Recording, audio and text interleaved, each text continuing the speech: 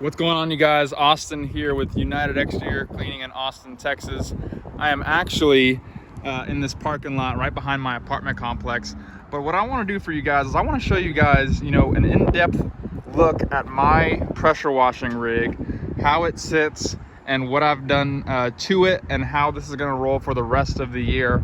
The point of this rig when I started to build it out was, how can I build a professional looking rig with everything I need that can get the job done quick and efficient for the least amount of money? And that might be a question that a lot of you guys are thinking, what are the things that I need, at a minimum. Some of you guys don't have $10,000-$12,000 to buy a big custom rig that comes right off a shop and all you got to do is slap it on your truck. And you certainly don't want to go into debt to do some bull crap like that, especially when you don't have the jobs lined up to back it up, right? So this is something that you guys can build, take you a day and just bolt it on and get ready to go. I mean, this truck is capable of doing $10,000 a month. Plus. As long as you have someone that's available to do the work, I don't see too many jobs that this truck is not capable of doing. Unless you're doing big commercial jobs, you're doing, big parking garages, well, then you're gonna need a little bit more of upgraded equipment. But as far as a residential machine, a monster, this thing is capable of doing anything residential. So for starters, we have a 2002 Chevy Silverado 2500 HD. Now the 2500 HD, a lot of you guys, you're working with a regular 1500 truck. If you have the opportunity to get a 2500 or an F250 or a commercial heavy duty truck, I would do it, because these trucks are built for commercial work. They're built to go a lot of miles. They're built to get roughed up. Okay, they'll last a lot longer. This truck has 212,000 miles, and there ain't nothing wrong with the truck. A lot of trucks, a lot of quarter-ton trucks, 200,000 miles is a big issue. With these trucks, these are 400,000 mile motors. I've seen these trucks with a whole lot more miles. Okay, so let's just go ahead and start from the front. The foundation of what you need, right, to build a skid. This is a wooden skid platform that me and a friend built. Okay, and it's got a shelf that comes up and over. It sits right on the right hand side. 2 hose reels. Okay, so just starting on the wooden skid, I got 2 4x4s or 3 4x4s, one on the right, we got one in the middle, and one on the left hand side, going all the way down the length all the way to the back.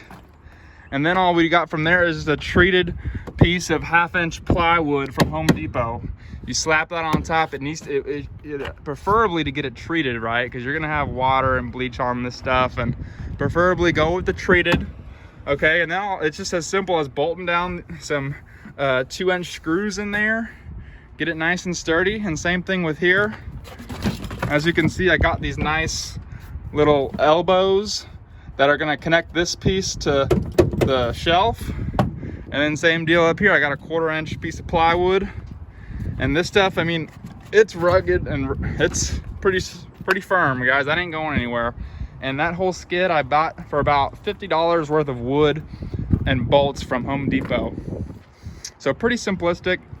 You don't need to go out there and get a big old aluminum pallet skid that some of these guys build. Those are like $1,500. And ideally in the future, you want to get some of those, right? But it ain't no big deal to tear this thing down at the end of the season and rebuild it. It took me a couple hours to build, guys. So it's good for learning too. If you can learn to build some of this stuff, it's all knowledge that you can use in the future, right? So as far as equipment goes, right here, you're gonna need one of these ladder rack. I actually got this ladder rack off Facebook Marketplace. I bought it for $50, and it's a steal at $50. Granted, this was all rusted, right? So what I did is I sanded everything down, and we spray painted it black. So it's not perfect, but at least it doesn't look all rusted looking, and it does the job. It holds my surface cleaner, it holds my 2 ladders. Okay, so you're gonna need one of those. Doesn't need to be something like this. It could even be one of those little right side ladder racks. But the point is, you need a ladder rack, right?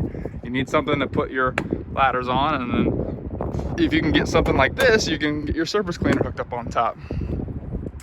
So for pressure washing, you're gonna need a pressure washer, obviously. I would recommend going with a 4 gallon a minute, an entry level, semi-pro commercial 4 gallon a minute, just getting into the business. This is a Simpson Honda GX390 4200 PSI. It came with a AAA pump. After doing some research and doing a couple of jobs, I actually replaced the pump with a General Pump EZ 4040G direct drive pump, and that thing worked wonders for me. It's a night and day difference, a lot quieter. I've learned that the stream is actually a lot better. I can shoot farther as well. For some reason, those AAA pumps that come on these pressure washers, they just suck. They just suck. You know, ideally I'm gonna go with the belt drive unit soon. That's gonna be my next play, go with the belt driven unit, and I'll hook up a buffer tank. But right now this is what we're working with. And guys, the whole point of this truck again is I don't need this super expensive stuff. This is how to get by, how to get the job done for the least amount and just bank away some money. You guys don't need to go into debt to do all this crazy fancy crap yet. Build the business first, worry about the equipment later down the line. So the next thing after the pressure washer is you're gonna need some hose reels, right? Got some hose reels. These are the cheaper hose reels that you can get. A lot of the guys use Titan hose reels. Those are pretty expensive. I want to say those are about 300 bucks a pop. Quote me if I'm wrong. Excuse me, we got someone walking by. But you need some hose reels. You know, I can't tell you how many times how much of a you know, how much of a pain in the ass it was last year, kind of hurling away all these snots of hose reels, right? I would pull up to a job and have to take out my 100-foot of high pressure hose, lay it on the ground. Then I got my garden hose, lay it on the ground, and untangle all this crap. You need some hose reels. One is professional. You pull up to a job with hose reels on the side, you look good. And then two, you don't want to, you know, look embarrassed and, you know, just look funny, just, you know, untangling all this hose, right? It's, you know, you got to keep the image up. And these hoses, the amount of how efficient you can be with these hoses, just reeling them up. I mean, it would take me 30 to 40 minutes total. 20 minutes when I get there, 20 minutes on the after, just to reel up my hoses. And when it's 110 degrees here in Austin, Texas, you can imagine how, you know, how exhausting it can be. So get you some hose reels. You know, it takes me 5 minutes after I'm done with the job. Reel up the hose reels, you're gone and out. On to the next one.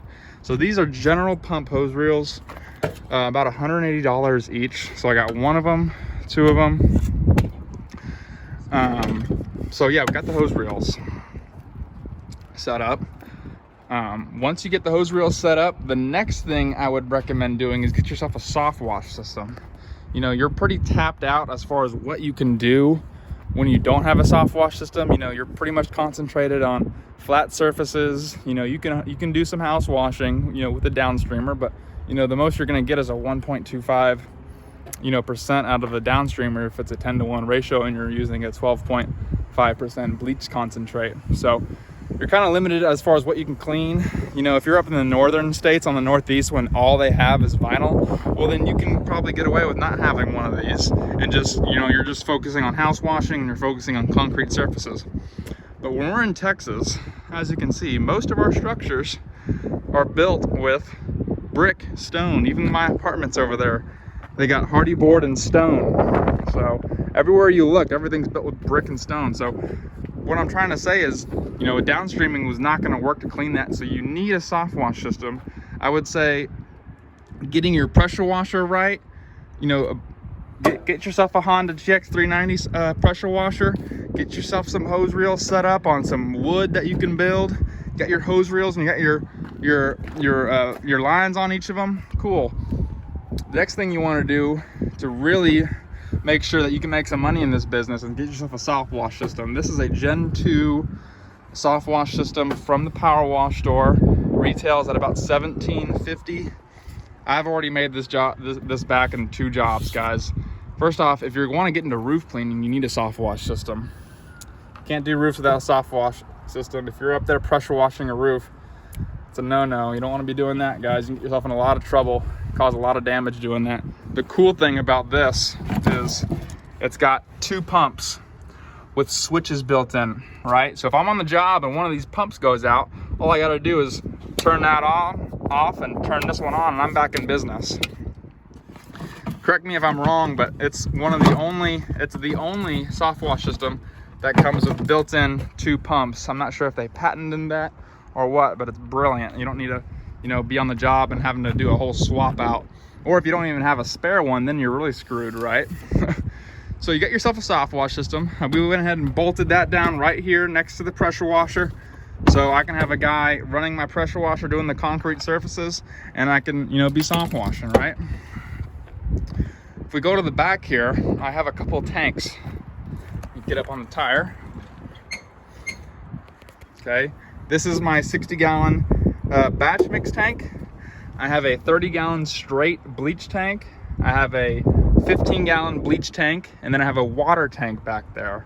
So total, if I'm going to get chemical, I can fill these 2 up with 45 gallons, and then I'm good for, you know, most of the week. It depends how busy I am. But, you know, and the water tank back there I use as a flush tank. So, you know, if I'm washing a roof and stuff, and I get done with the roof, you know, and it's time to put some of this equipment away, all I got to do is take the drop stick, which is right here, take this drop stick out of my batch mixing tank, and then throw it in my water tank back there, and I can run the system with water for about a minute or two, let all the water cycle through there.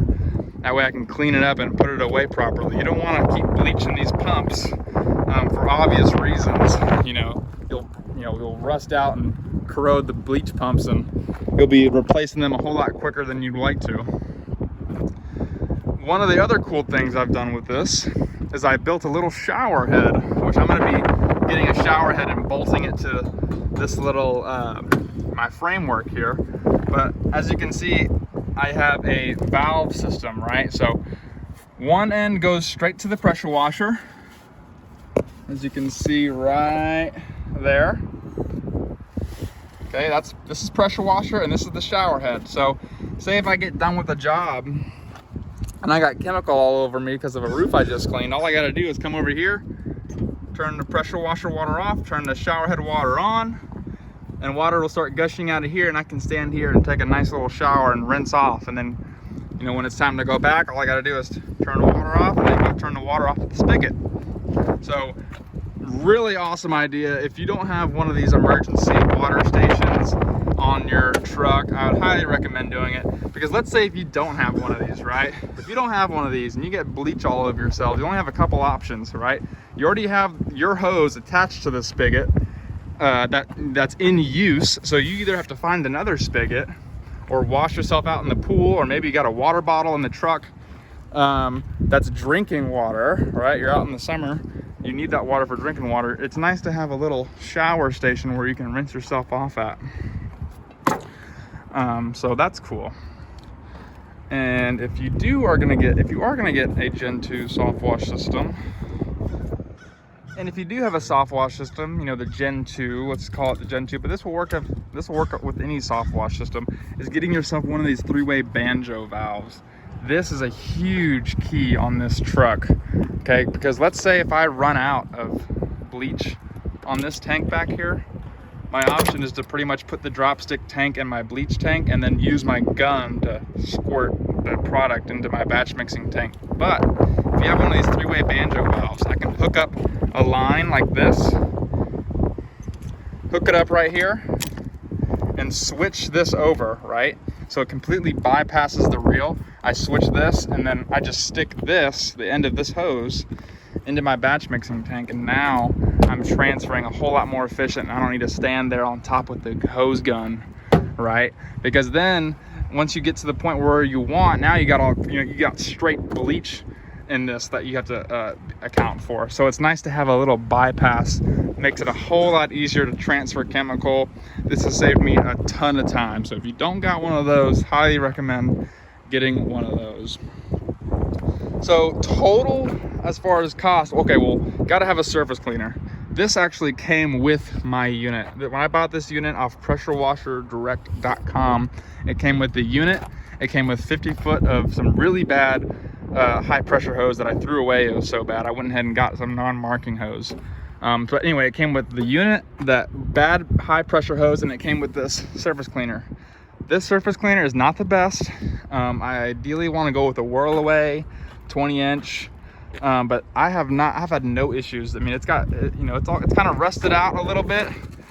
You know, it's not in the best condition, but this driveway, this thing has cleaned many driveways for me, and until it really craps out on me, I'm not replacing it. I'm not throwing dollars away until I need to, okay?